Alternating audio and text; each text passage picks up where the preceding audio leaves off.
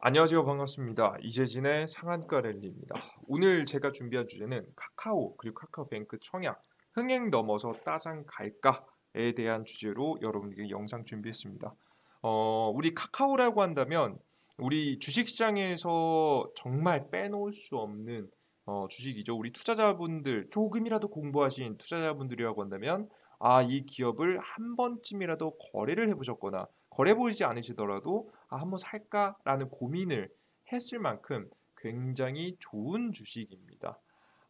그럼 근데 이 카카오와 카카오뱅크 지금 현재 고민이 되는 이유가 있을 거예요. 왜? 너무 높다라는 생각이 들기 때문입니다.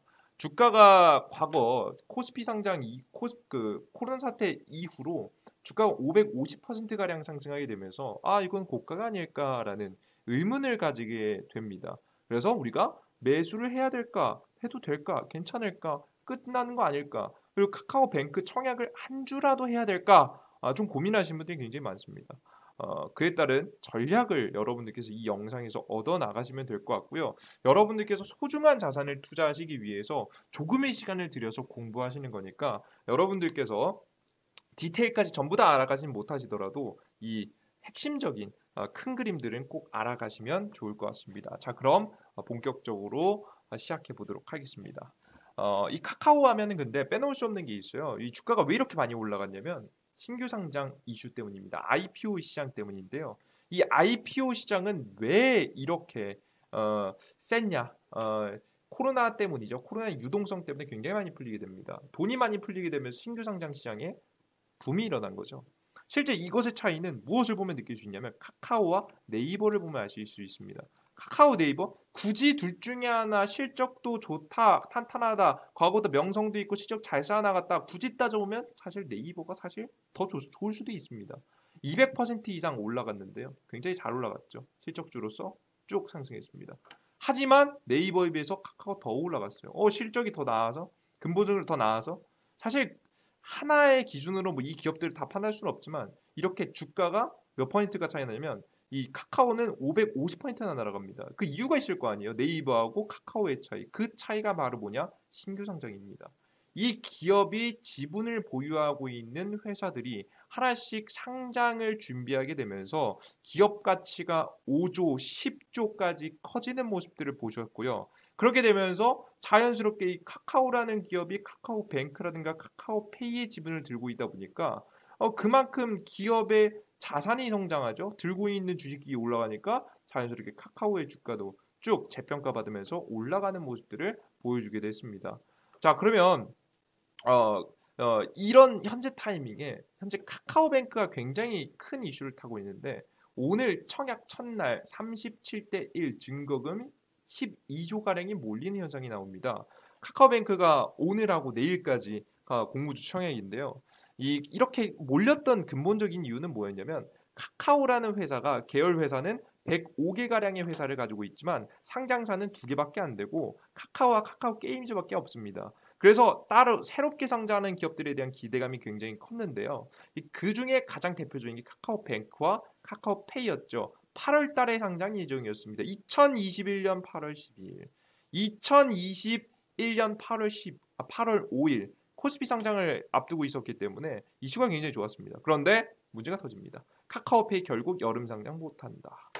금융감독원에서 정정 요구로 새 증권신고서 제출 준비해야 된다. 사실상 여름 이 8월 달에 상장은 물거품이 되는 모습이죠. 그렇게 되다 보니까 카카오뱅크와 카카오페이에 나눠져야 되는 자금들이 바로 카카오뱅크의 한쪽에 쭉 몰리게 되면서 자연스럽게 카카오뱅크의 청약이 굉장히 큰 이슈를 타게 됩니다. 실제 관련된 주가라고 알고 있는 예스24 지분을 들고 있는 예스24, 예스24 홀딩스, 예스 홀딩스 이런 종목들도 굉장히 큰 급등세가 나올 만큼 여러분들께서 많이 알고 계시는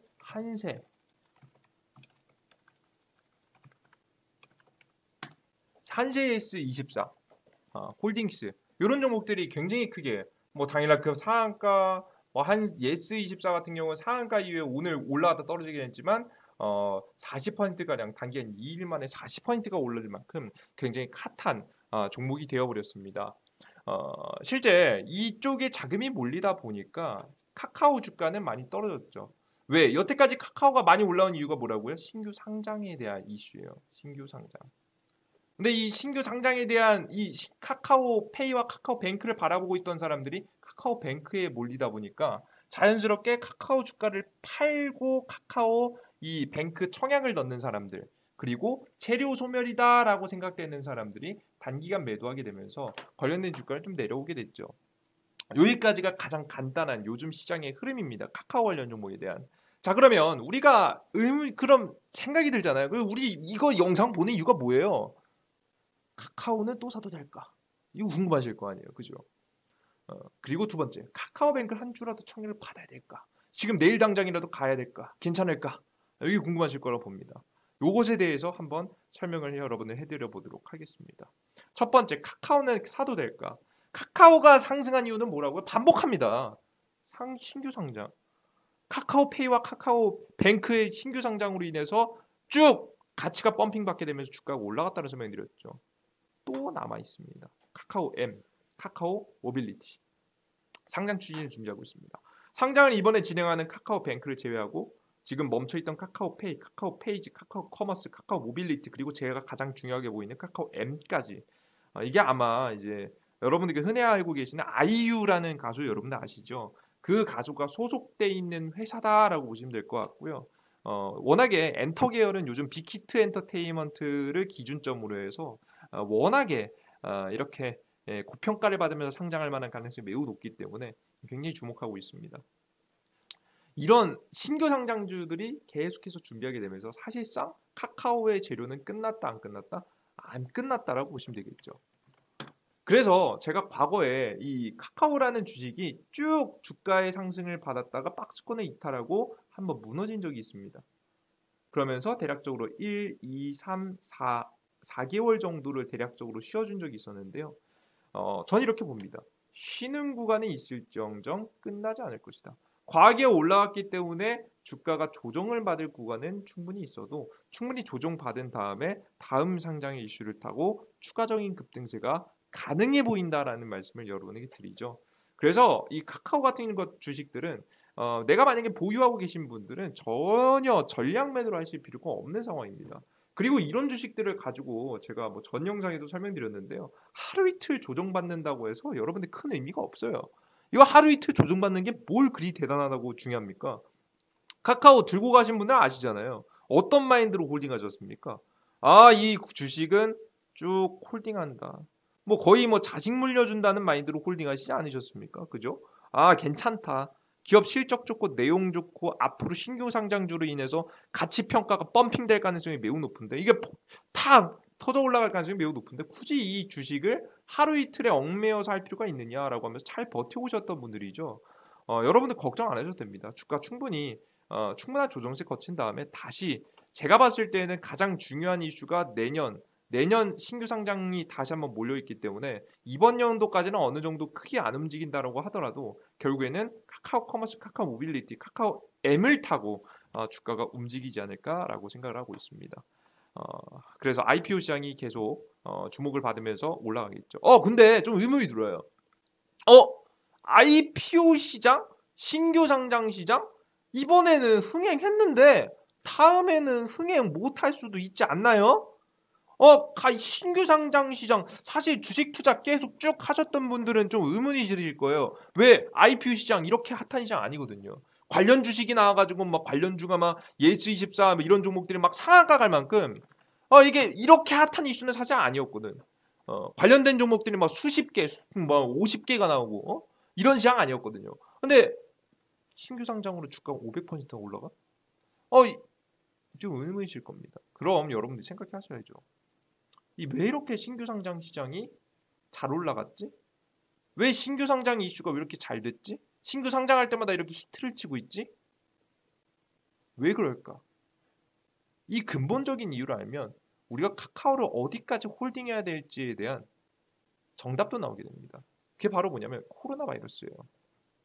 제가 말씀드렸죠. 코로나 바이러스가 딱 터지고 나니까 사람들이 돈 씁니까? 안 써요. 밖에 안 나가니까. 돈 안 씁니다. 소비 박살나고요. 사람들이 소비를 안 하니까 당연히 기업들이 조금씩 문을 닫겠죠. 고용도 어떻게 될까요? 박살나겠죠. 기업의 실적이 바닥나고 안 좋아지니까 투자도 이어지겠습니까? 안 됩니다. 그래서 한쪽으로 무너지기 시작한 것들이 전부 다 무너지는 경제 선순환이 박살나는 구조를 뭐 때문에 만들었다? 바로 이 코로나 바이러스 때문에 만들어졌다라고 보시면 돼요. 자, 그런데 이 코로나 바이러스에서 터진 이 문제를 무엇으로 해결합니까? 돈으로 해결합니다. 양적 완화, 돈을 풀게 되면서 강제로 살리게 되죠. 소비를 살리기 위해서 뭐 했습니까? 전 국민한테 얼마씩 뿌리고 몇십만씩 뿌렸잖아요. 그죠? 그 이유가 소비를 진작시키기 위함이에요. 소비를 진작시키고 자연스럽게 금융시장을 안정시키고 채권시장을 돈을 풀게 되면서 자연스럽게 투자시장도 안정시켰어요. 그리고 동시에 무엇을 만들었어요? 이 기업들이 다시 고용할 수 있게 유도했습니다. 자, 그런데 문제가 뭐냐? 회복됐습니까? 안 됐죠. 투자 어느 정도 회복됐고요. 소비 어느 정도 회복됐죠. 가장 큰 문제는 고용입니다. 왜 이렇게 고용에 대한 문제가 있냐? 그럼 이 고용은 언제까지 지속될 것이냐? 라는 이야기예요. 저도 여러분들 뭐 저명한 경제학자들도 명확하게 맞추지는 못합니다. 하지만 우리가 기본적인 거 생각해 볼 수 있겠죠. 이 기본적인 지식을 한번 가지고 생각해 보도록 합시다. 자, 보면요. 이 전 세계 지도인데요. 이게 뜬금없이 무슨 전 세계 지도를 가져와 설명해 라고 하시겠지만 이 설명을 다 듣고 나시면 이해가 되실 겁니다. 우린 전 세계는요. 자유무역이었어요. 자유무역이라는 건 서로 친하게 잘 만드는 것들을 거래하면서 산다는 거죠. 그런데 이 자유무역 협정에서 보호무역으로 바뀝니다. 보호무역은 뭐야? 반대말이에요. 반대말은 뭐야? 옛날에는 친하게 지냈는데 요즘엔 어때요? 안 친해졌어요, 여러분들. 서로 무역을 잘 안 하게 되는 추세로 바뀌어버린 거죠. 완벽하게 다 끊어진 건 아니지만 천천히 이렇게 바뀌어가고 있는 모습입니다. 누구의 주도하에? 미국의 주도하에. 왜? 미국이 적자가 굉장히 많이 심해졌고 적자를 입은 걸 그대로 누가 수혜를 봤어요? 중국이 수혜를 받기 때문이죠. 그럼 여기서 우리는 그냥 이렇게 알고 있으면 끝이 내시면 안 돼요. 왜 이런 구조가 나왔는지 알아야 돼요. 자, 미국이라는 나라는요. 과거부터 미국에 있는 기업들이요. 해외 진출해서 공장을 많이 지었습니다. 어디로? 인건비가 싼 곳으로. 그래서 인건비가 싼 곳에 가서 미국의 기업들이 공장을 짓고 이 공장에서 생산한 굉장히 값싼 제품들을 미국에 들여왔습니다. 그럼 자연스럽게 미국의 생활 물가는 어떻게 될까요? 떨어지게 되는 거죠. 그죠? 경제는 성장하는데 생활 물가는 자연스럽게 떨어지는 굉장히 좋은 구조로 가져가게 됩니다. 그래서 바로 인건비가 싼 곳, 사람이 많은 곳들을 찾아다니게 됐어요. 그렇게 되면서 자연스럽게 자유무역이라는 게 퍼지게 됐고 그로 인해서 아시아 지역에 투자가 많이 일어나게 됐습니다.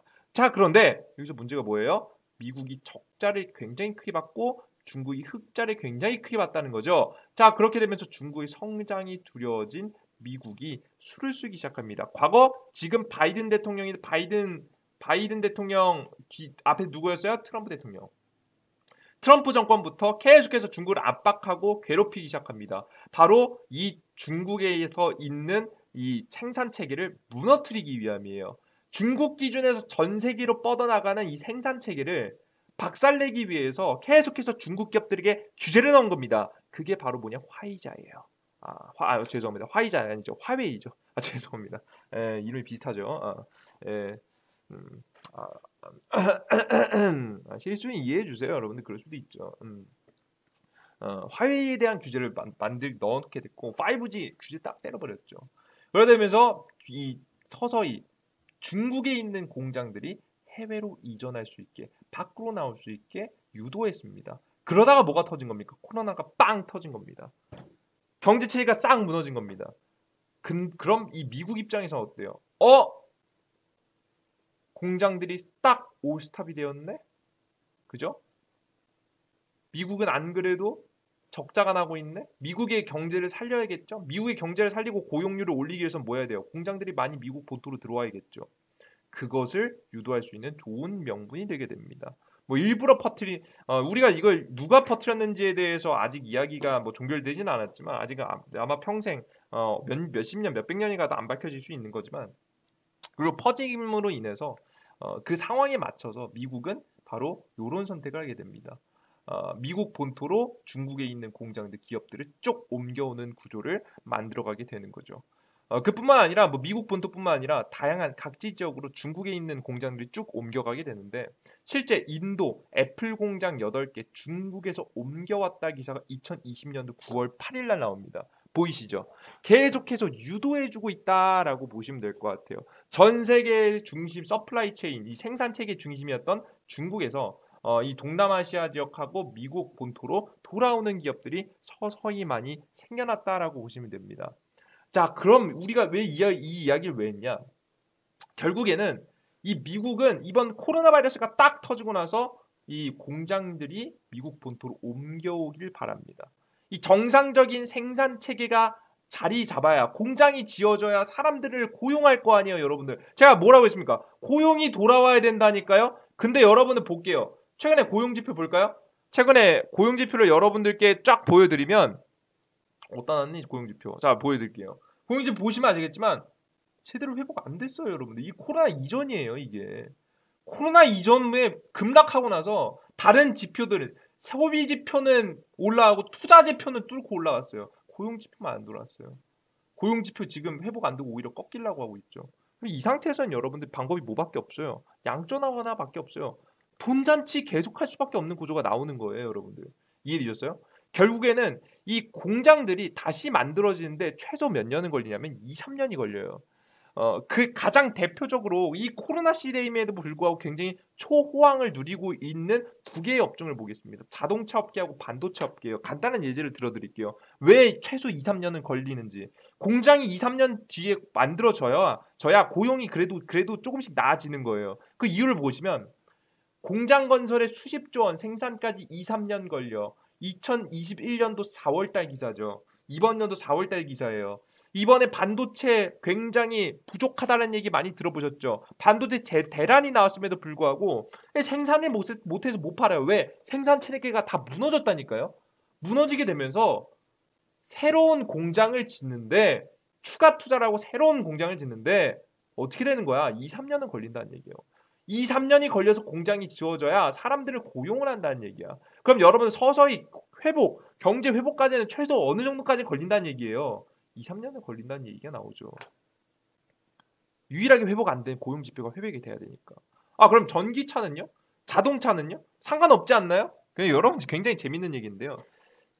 내연기관에서 전기차로 바뀌면서 3만 개에 달하던 부품이 1만 개로 줄어들었죠. 여러분들 부품이 줄어들었고 자동차 그냥 여러분들께서는 친환경 전기로 가는 자동차 뭐 기름을 가는 자동차에서 전기로 가는 자동차로 바뀌었어. 그냥 되게 쉬워 보이시겠지만 똑같아 보이겠지만 굉장히 다릅니다. 엄청 다릅니다. 왜 그러냐? 이 내연기관 자동차에서 전기차로 바뀌면서 무게중심이 다 바뀌어버립니다. 근데 이 자동차에서 무게중심은 연비하고 직결되는 문제이기 때문에 굉장히 가장 중요한 기술력이 이 무게중심을 맞추는 게 굉장히 중요합니다. 자동차 운동 성능은 무게중심이다. 가장 핵심이다라는 게 나오죠.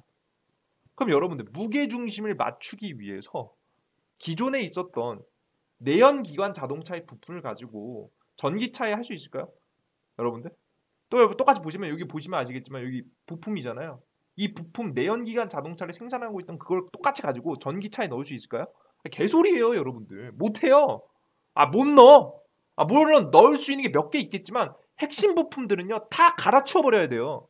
기존의 공장 설비로 인해서 만들어진 부품들이요 절대 못 써요. 새로운 부품을 만들어내야 됩니다. 다른 설계를 하고 다른 무게중심 때문에 다른 설계를 하고 다른 부품을 만들어내야 돼. 그럼 여러분들 그것이 하루아침에 뚝딱 바뀌겠습니까? 안 바뀌는 거죠. 못 바뀌는 거죠.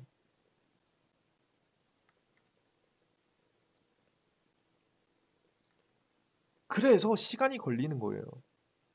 게다가 플러스 알파. 그나마 대한민국은 그나마 괜찮은 편입니다. 왜? 이걸 못하는 기업들이 굉장히 많아요. 근데 우리나라 현대차는 할 수 있어요. 우린 요즘에 떠오르는 게 현대차고 폭스바겐이거든요. 특히나 현대차가 떠오르는 이유가 뭐냐면요. 굉장히 슬픈 현실인데요. 우리나라 현대차는요. 다른 국가들에 대한 기업들도 물론 있겠지만 우리나라는 가장 갑질이 심한 걸로 유명합니다. 그죠? 예, 굉장히 큰 갑질을 견뎌낸 회사들이에요. 화면에 보이시는 것은 현대차의 1차 벤더 기업들이거든요. 어, 1차 벤더 기업들인데 굉장히 좋은 기술력을 가지고 있는 능력 있는 기업들만 남아버렸어요. 너무 갑질이 심하다 보니까. 너무 심하다 보니까 너무 진짜 기술력 좋은 기술 기업들만 남은 거야. 그러다 보니까 이 체질 변화를 견딜 만한 기업들이 형성이 됐습니다. 그래서 아마 우리나라는 전기차 생산을 할 때 굉장히 유리한 고지를 가지지 않을까라는 생각을 합니다. 그래서 실제 지금 현대차 같은 경우에도 미국을 겨냥해가지고 자동차를 만들고 있고요. 실제 우리나라의 자동차 중에는 BMW하고 벤츠라든가 뭐 해외 자동차들이 많거든요. 해외 자동차들이 쓰는 충전 방식이 있는데 그 충전 방식에 따르지 않고 우리나라 정부가 현대차 밀어주려고 일부러 미국 중심의 충전받기 방식도 밀어주고 있어요. 그만큼 미국 시장을 겨냥해서 전기차를 생산할 가능성이 매우 높다라고 보시면 됩니다. 뭐 그런 아무튼 가장 중요한 건 최소 2, 3년은 걸린다.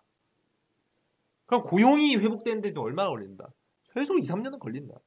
그럼 그때까지 무슨 방법밖에 없냐? 경제가 이렇게 고용 지표가 무너지고 소비 지표가 무너질 때마다 무슨 방법밖에 없냐? 돈을 풀 방법밖에 없어요. 돈 잔치는 계속된다는 겁니다. 만약에 유일한 문제가 있다고 한다면 미국의 연방준비은행의 테이퍼링 발언입니다. 이제 뭐 다 못 알아들어도 괜찮긴 한데요. 근데 여러분들 가장 중요한 게 뭔지 아세요? 이 테이퍼링 발언을 여러분들 싹 뉴스를 정리해서 여러분들 이 테이퍼링 이슈가 가장 주목받을 때가 언제인지 아세요? 화면에 보시는 건 나스닥 고점인데요. 나스닥 고점 때만 이슈를 받아요. 나스닥 고점 때만 뉴스를 받아요. 이슈를 받아요. 이슈를 받아요. 이슈를 받아요. 이상하게도 주식시장이 좀 충분히 조정받고 요 자리에 있을 때는 테이퍼링 이슈 잘 안 나옵니다. 강조를 안 해요. 왠지 아세요? 제가 뭐라고 그랬죠? 최소 경제가 회복될 때까지는 두 가지 업종만 봐도 2, 3년이 걸립니다. 아마 이 이상 걸릴 수도 있어요. 고용지표가 회복되는 데까지. 공장을 짓고 회복되는 데까지 오래 걸린다고. 그 전까지 돈을 계속 풀어야 되는데 계속 시간을 끌어야 되는데 투자 시장이 너무 과열되니까 이 투자 시장을 적절하게 눌러줄 필요가 있는 거죠. 그래서 실제 이 테이퍼링 발언이라든가 이 인플레이션 발언 같은 경우 골디락스 유지, 골디락스라는 건 미지근하지도 차갑지도 않은 중간 온도를 유지하는 겁니다. 이 중간 온도를 유지하기 위한 하나의 수단으로서 이용되고 있다는 점을 여러분께서 알아두실 필요가 있어요. 아이러니하게도 계속 박스권 고점에서만 연방준비위원회가 경고를 하죠. 요즘에도 박스권 고점이니까 여러분들이 경제 계속 이야기하는 거예요. 아시겠어요? 결국엔 시간은 오래 걸릴 것이고 돈은 계속 푼다. 테이퍼링 발언이 나오더라도 테이퍼링 못합니다. 금리 인상하는데 한국이 금리 인상할 수 있어도 미국은 근본적으로 하기가 굉장히 어려워요. 고용이 급박하게 회복될 수 있을 만한 대단한 이벤트가 터지는 거 아니면 사실상 테이퍼링은 어렵다라고 보시면 됩니다. 자, 그럼 결론. 돈 계속 푼다. 돈 계속 풀면 IPO 시장은 계속 붐을 이룰 것이고 계속 붐이 일게 되면 카카오는 계속 갈 것이다. 최소 못해도 내년 정도까지는 유동성이 계속 풀릴 가능성이 매우 높아지기 때문에 사실상 카카오의 주가는 초과적으로 횡보세가 나왔다가 더 밀려 올라갈 가능성이 매우 높다고 보고 있습니다. 이해되셨습니까? 아시겠어요? 그래서 카카오는 매수각이다. 매수하셔도 된다라는 설명을 드려요. 다만 제가 앞서서 말씀드렸듯 한 번 쉬면 한 4개월은 쉬기 때문에 천천히 기다리실 수 있으신 분들은 홀딩하시고 난 못 기다린다 하시는 분들은 매도 잠깐 하셨다가 좀 기다리셨다가 공략하시면 좋은 전략을 가져갈 수 있을 거라고 현재 보고 있습니다. 그럼 두 번째, 카카오뱅크는 한 주라도 청약을 받아야 될까? 네, 받으세요. 무조건 받으세요. 받을 수 있을 때 받아 놓으세요. 한 주라도 줄 때 받으세요. 근데 문제는 뭔지 아세요? 못 잡습니다. 과거 SK 바이오사이언스 청약금 증거금 1억을 내면 5주를 줬습니다. 1억을 내면 5주를 줬습니다. 여러분들 바이오사이언스가 얼마인지 아세요? SK 바이오사이언스 시작가 어디입니까? 시가 13만 원. 여러분 1억 가져가서 50만 원, 60만 원 받은 거예요.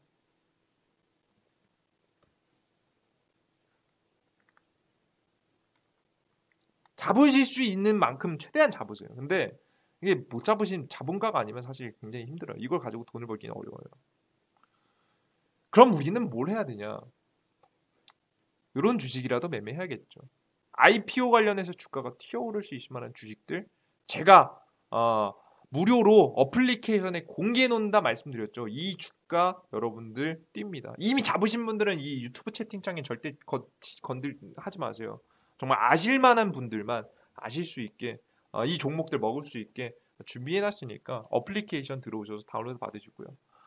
특히나 제가 해성 DS라는 이런 주식을 여러분들께 어플리케이션에 추천해드린 바가 있습니다. 제가 추천해드렸던 자리 어디입니까? 이런 자리에서 추천해드려요.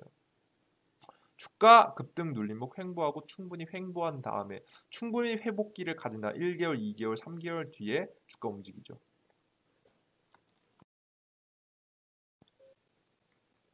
이런 주식들을 잡으셔야 되는 거예요. 아시겠어요, 여러분들? 이런 주식들만 충분히 포착하셔도 단기간에 흔들릴 수 있으나 결국 올라가는 주식들을 포착할 수 있겠다. 딱 이런 차트를 지금 신규 상장 IPO 관련 종목들 중에서 있다. 이런 종목들을 항상 100% 무료로 여러분께 영상 바로 하단에 있는 아이폰 임시링크, 안드로이드 링크, 어플 다운로드 링크를 통해서 여러분들께 좋은 주식들 드리고 있다라고 말씀을 드립니다. 이름은 이재진의 상한가 랠리고요. 말 그대로 검색하시면 바로 어플리케이션 나옵니다. 다운로드 받으시면 좋을 것 같고요. 주식시장에 100%는 없습니다. 근데 항상 말씀드리죠.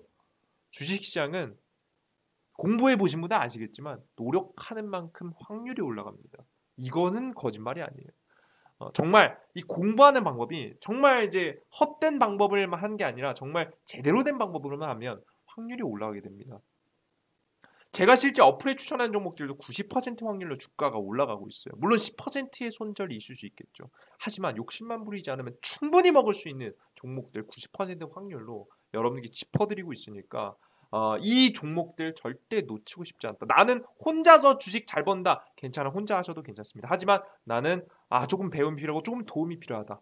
조금 이렇게 가이드라인을 잡아주는 부분이 필요하다 하시는 분들은 어플리케이션 다운로드 받고 들어오셔서 다음 해성 DS 같은 종목들 이렇게 맥점 자리에서 날아갈 수 있을 만한 종목들 꼭 받으시면 여러분들의 계좌 늘려가 나가시는데 큰 문제 없지 않을까 말씀드려보도록 하겠습니다. 이 영상이 조금이라도 도움이 되신 분들은 구독 버튼과 따봉 버튼 눌러주시는 거 잊지 마시고요. 저는 또 다음 영상에 조금 더 유익한 영상과 함께 찾아뵙도록 하겠습니다. 여러분들 모두 감사합니다.